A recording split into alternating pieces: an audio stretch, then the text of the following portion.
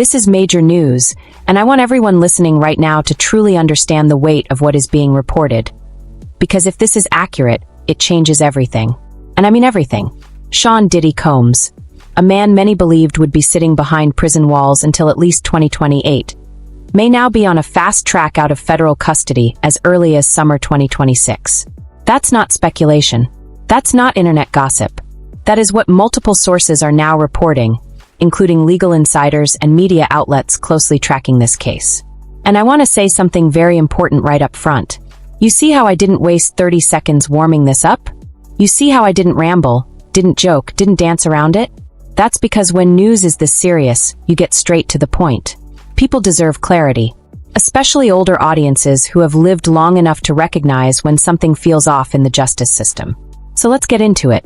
According to multiple reports, Diddy has officially been approved for the federal government's First Step Act program, a prison reform initiative passed in 2018 that allows eligible federal inmates to earn significant time off their sentences through structured rehabilitation programs, compliance, and good behavior. And here's where it gets unsettling. If everything continues on its current track, Diddy could transition out of full incarceration and into work release or supervised community placement as early as this summer. Let that sink in. A man the public believed would be locked away for years may soon no longer be living behind bars at all. Now officially, yes, his projected release date has been listed as May 2028. But here's the truth many people don't understand. That date is no longer set in stone. The First Step Act changed the entire game. This law was designed to reduce repeat offenses by rewarding inmates who participate in approved programs. Things like counseling, education, work training, and behavioral reform. For every 30 days an inmate actively participates, they can earn 10 to 15 days of time credit. Over months and years, those credits add up fast. In some cases, inmates shave off 12 to 18 months, sometimes more. And those credits don't always mean outright freedom, but they do mean earlier placement into home confinement, work release, or supervised living outside of prison walls. And according to what's being reported, Diddy has been accepted. Sources say he successfully completed the Bureau of Prisons' initial risk and needs assessment, known as a pattern evaluation, the screening process that determines whether an inmate is even eligible to participate. And remember this part clearly. The judge himself acknowledged that Diddy was eligible to participate. In other words, he passed the gate. Once approved, participation allows inmates to accumulate credits that can be applied toward earlier placement outside of prison, even though they are technically still serving their sentence. And insiders say Diddy is currently enrolled, actively participating, and maintaining the required opt-in status. That means he's complying. He's following the rules. He's staying clean. Because here's the reality. Refusing programs, violating rules, or acting out can pause or completely eliminate eligibility. So right now, Diddy is reportedly on his absolute best behavior. And according to insiders, the goal is clear. They believe he could transition to work release or community placement as early as summer 2026. That means no longer waking up behind steel doors, no longer confined to a federal facility. Instead, working, living, and sleeping outside prison. Under strict supervision, yes, but not incarcerated in the way people imagine prison to be. Now let's talk reality. Diddy was arrested in September 2024. From then until now, he has served roughly a year and a half in federal custody. That matters, because for many federal cases, especially nonviolent convictions, once an inmate has served a substantial portion of their sentence and demonstrates compliance, courts and the Bureau of Prisons often consider alternative placements.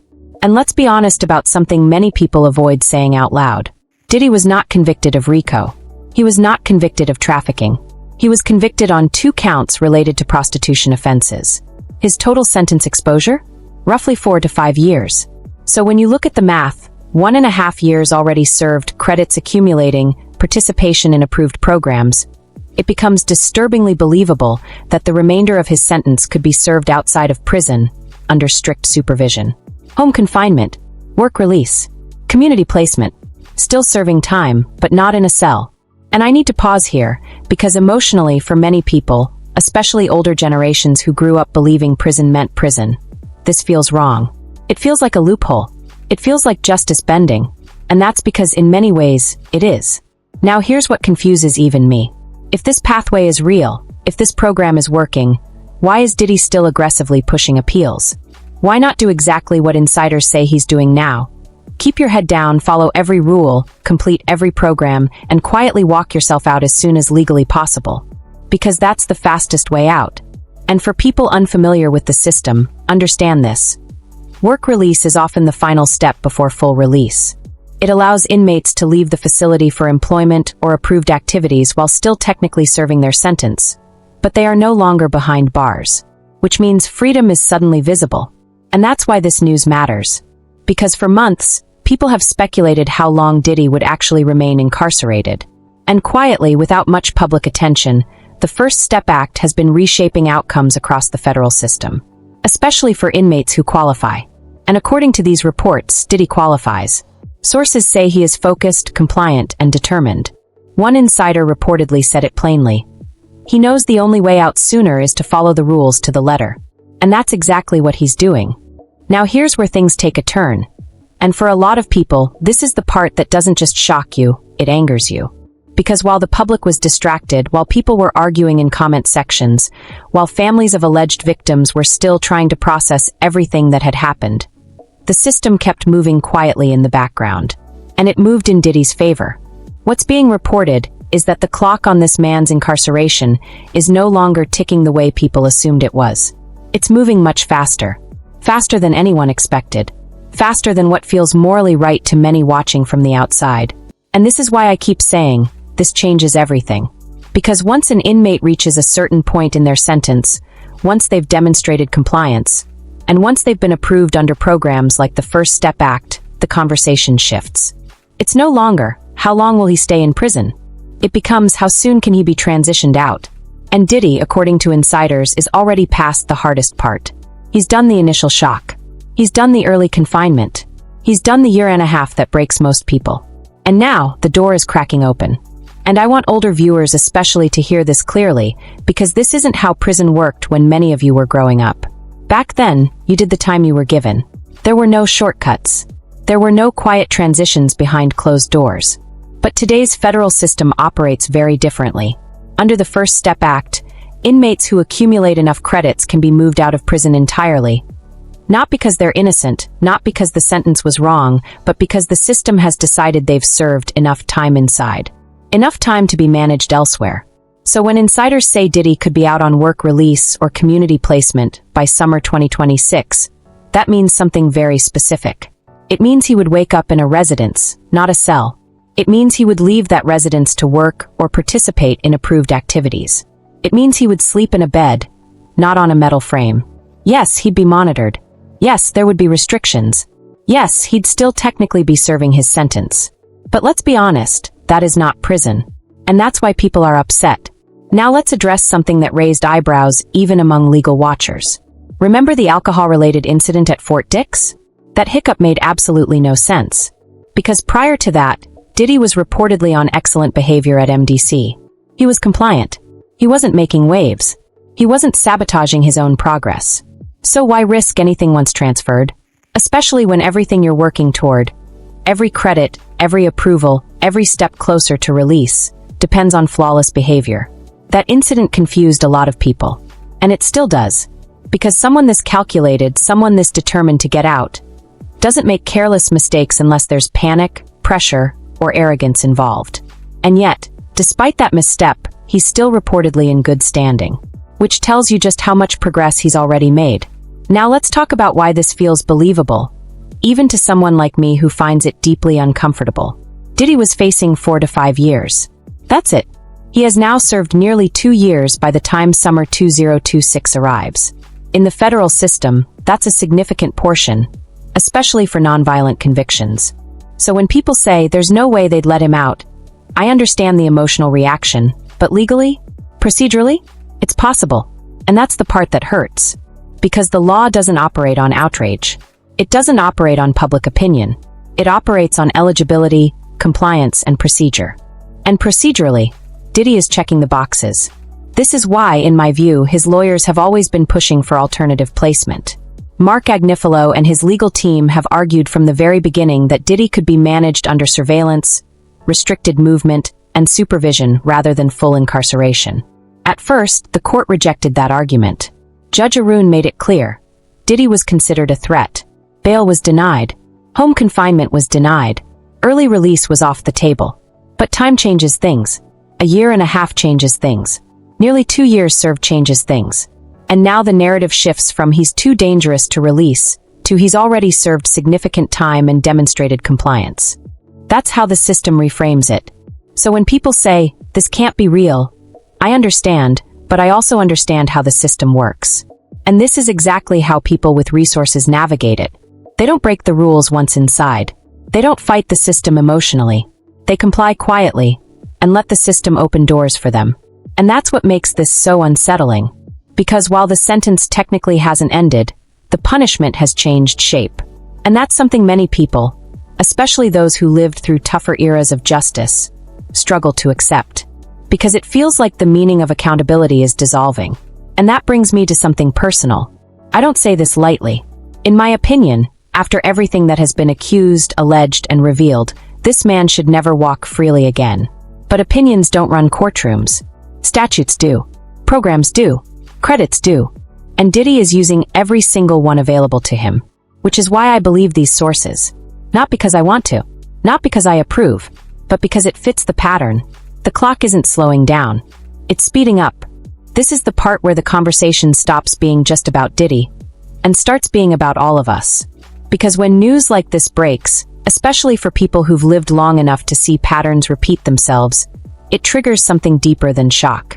It triggers memory. Memory of other powerful men. Memory of other quiet exits. Memory of other moments when the public was told, this is how the law works, while justice felt like it was slipping through our fingers. And that's exactly what this feels like. Let's be clear about something. Diddy's sentence has not magically disappeared.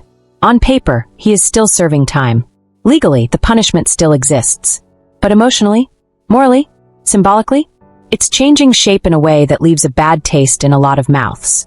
Because when a man goes from steel doors and prison counts to supervised housing and work release, the message sent to the public is simple, whether the system intends it or not.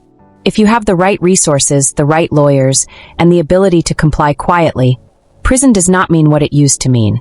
And for older generations, people who grew up believing incarceration was the ultimate consequence, this feels like a betrayal of principle. Now let's talk about something that makes this even harder to swallow. The bail was denied. The early release requests were denied. The court repeatedly emphasized that Diddy posed a risk. So how do we go from that to this? Time. Time served has a way of softening even the strongest judicial language. After nearly 2 years in custody, the narrative changes. It's no longer about what might happen. It becomes about what has already happened. He's been contained. He's been monitored. He hasn't reoffended. And suddenly, the system begins to ask a different question. Not should he be punished, but can he be managed elsewhere? That question alone is where everything shifts. And this is why many people feel uneasy, because management is not the same as accountability. Now I want to address something head-on, because people will accuse me of exaggerating. Do I believe Diddy is innocent? No. Do I believe the justice system always gets it right? Absolutely not. Do I believe powerful men have historically found ways to soften their consequences? Without question. And this is why this situation feels so familiar. We've seen it before. Men go into prison in disgrace and quietly emerge years earlier than expected, having served just enough time for the system to say, we did our part. And the rest is left for the public to wrestle with. Now here's where my frustration turns into something stronger, something closer to fear. Because if Diddy does transition out this summer, the public will be told, he's still serving his sentence. He's under strict supervision. He's not free. But ask yourself this honestly. How often does strict supervision really last? How often does public scrutiny fade? How often does influence quietly return? History tells us very often. And that's why this doesn't feel like closure. It feels like a pause before the next chapter. And that next chapter is what worries people. Because regardless of where you stand on this man personally, the idea of him re-entering society, even under restrictions, raises real concerns.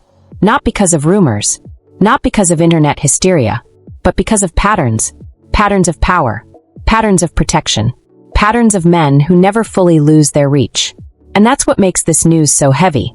Now let me say something uncomfortable. This man is relentless. Every avenue, Every loophole, every technicality. Denied bail? He keeps pushing. Denied early release? He pivots. Denied public sympathy? He works the system quietly. That's not perseverance in a noble sense. That's calculated survival. And it works. It works because the system allows it. And while many people watching this feel anger, disbelief, or even despair, the system looks at paperwork, compliance, and credits. Two entirely different lenses. Now let's talk about what this means for the victims, alleged, reported, or otherwise. Because while the system moves forward, many of those people are still frozen in time, still processing, still hurting, still waiting for something that feels like justice. And when they hear news like this, that the man at the center of it all may be walking into work release, it feels like the ground shifting beneath them. It feels like the system is telling them, we've moved on.